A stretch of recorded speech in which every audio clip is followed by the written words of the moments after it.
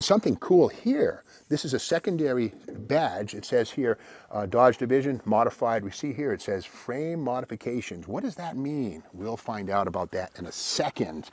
Hey, Steve Mignani here doing the Junkyard Crawl at Bernardston Auto Wrecking in Bernardston, Massachusetts with a 1961 Dodge D100 Dart pickup truck. Dart, what? Yes, in 1961, these trucks were brand new, totally new styling cycle, new frame, everything new. We'll learn about that in a moment. But Dodge actually applied the Dart brand to these trucks for one model year, 1961. We'll get into that in a second. Now, these were built and born at the very end of Virgil Exner's dominance at Chrysler Corporation. A little bit of Exner excess, the trapezoidal grille seen right here. The interesting raised ribs in the hood, and of course these faux louvers in the hood itself.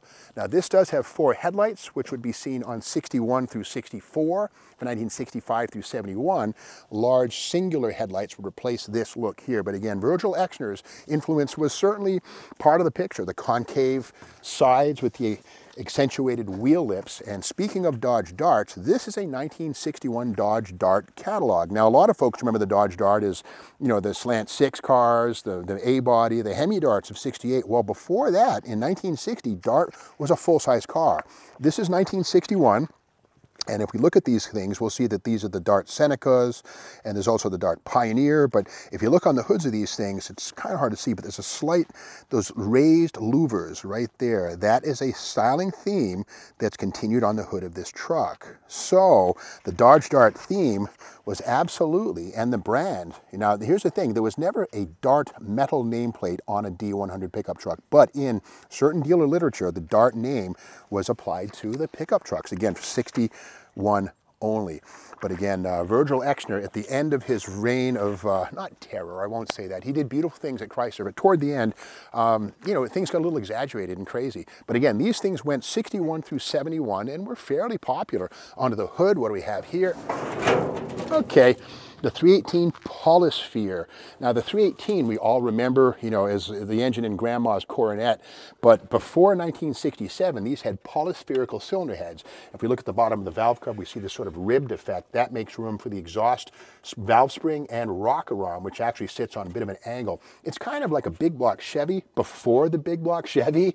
Polyspherical combustion chambers, half of a Hemi concept without the double rockers, but not the same as the wedge of the 318 LA engine, which came a few years later. Stromberg 2-barrel carburetor right there with, there's the adapter. This is some goofy Cal Custom, kind of a cool little air cleaner, this little vented air cleaner thing right here, like you might see like on a 50s hot rod or something like that. But anyway, there's that. The thing about this family of pickup trucks was that these actually were radically different from the 1960s and earlier. And the big thing with these, of course, they still had leaf springs up front. No coil springs in Dodge pickups until 1972 up front for half-tonners. But these had a dropped frame. The cab sat much lower than it did in 1960. We open the door, and we can see right here where the cab floor, there was a shelf that came here, which shows us how far down Dodge mounted the cab over the frame. And the frame itself has a drop to it. In fact, let's take a peek here. This is a pretty cool thing right here. This is a truck. Well, this is the 1964 Custom Sport Special. See those bucket seats in the center console? These are straight out of the Dart GT, but they could be had in a Dodge D100 pickup truck when it was a Custom Sport Special. And we can see the stripes over the top. And again, this is 64, so final year for the quad headlights. But let's read this. It says here, it's as rugged as any Dodge pickup, but it has plus features you've never seen in a Dodge truck before. Black vinyl upholstered bucket seats to match any all-out sports cars.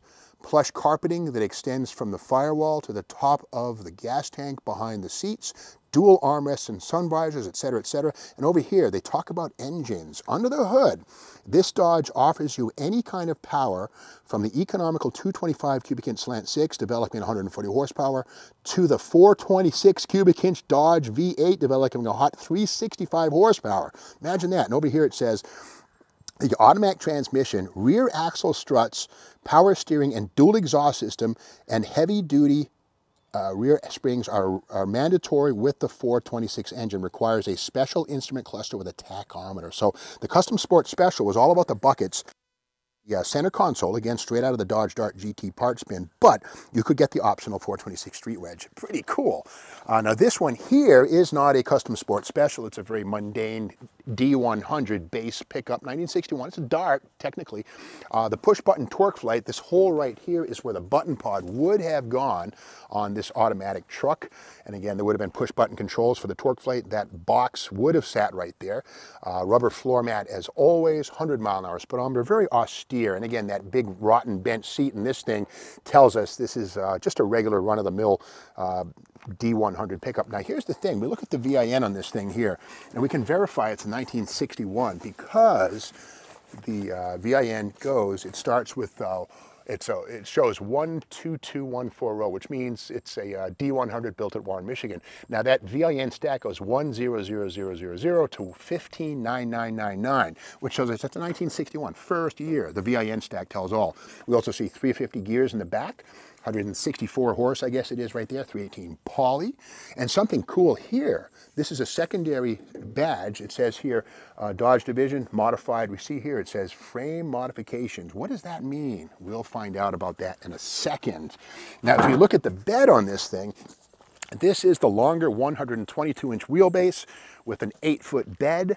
There was also a 114-inch wheelbase with a 6-foot bed, a little sexier. But again, this thing was built to haul a camper. We know that because it has these hooks here. The propane apparently would go right here to fuel your oven inside, but these hold downs here once helped to secure a drive-on, slide-on type camper on the back of this thing. And in fact, the rear axle is gone, but we can see that somewhere along the line, leaf spring helpers, these puppies here were added to the tops of the factory leaf springs. And again, this is an aftermarket item, I'm pretty sure right there. A stiffener, so when the thing was fully loaded, it wouldn't squat down in the back.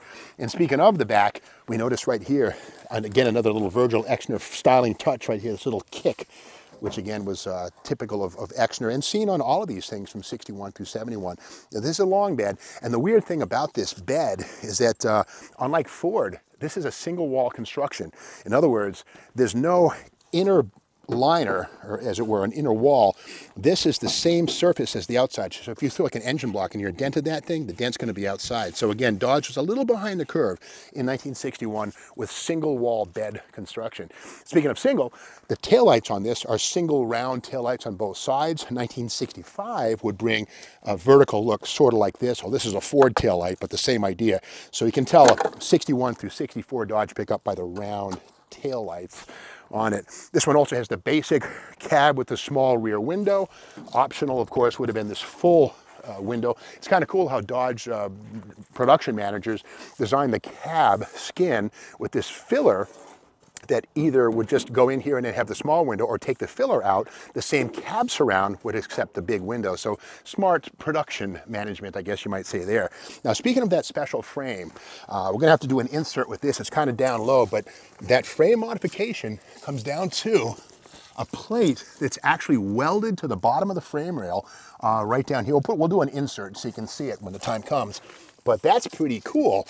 The modification to this frame was done to give it more beam strength, because with the camper on it, it might have done sort of a saddleback horse kind of a thing where it just sags down. But with that stiffener on the bottom, that allowed this to carry the extra weight of the camper without sagging. And again, it was such a modification that Dodge had to certify it with that special sticker right there. So interesting. And again, we also see on this side the same hold downs for the camper. You know, you're back under it, but then you got to secure it somehow. Well, these things here would go to straps or metal arms and turnbuckles that would crank it down and kind of make it one with the bed and the rest of the truck. Inside here, here's the rest of it. Let's do our what's in the box trick, and drum roll please. Let's drop the door and nothing. Okay, once again, these had cardboard, I believe, inserts, which probably rotted and fell out a long time ago. But again, interesting, just no regard for crash worthiness. There's no any kind of a padding on the dash, nothing like that. Again, that would come a few years later. It was mandated by law. Rubber floor mats on the floor, this very basic D100. Economical build right there. This could have been had with a slant 6, but you really wouldn't want that slant 6 with a camper. So this was born as first year, 1961, camper special, if you will. Now, I don't see any camper special logos on this thing, although that would come later. Dodge actually built, as did Ford and Chevrolet and International, all of them, pickup trucks designed specifically to be backed under a mobile camper, loaded up and hit the road, specifically for camping. But this one absolutely was born to haul a camper.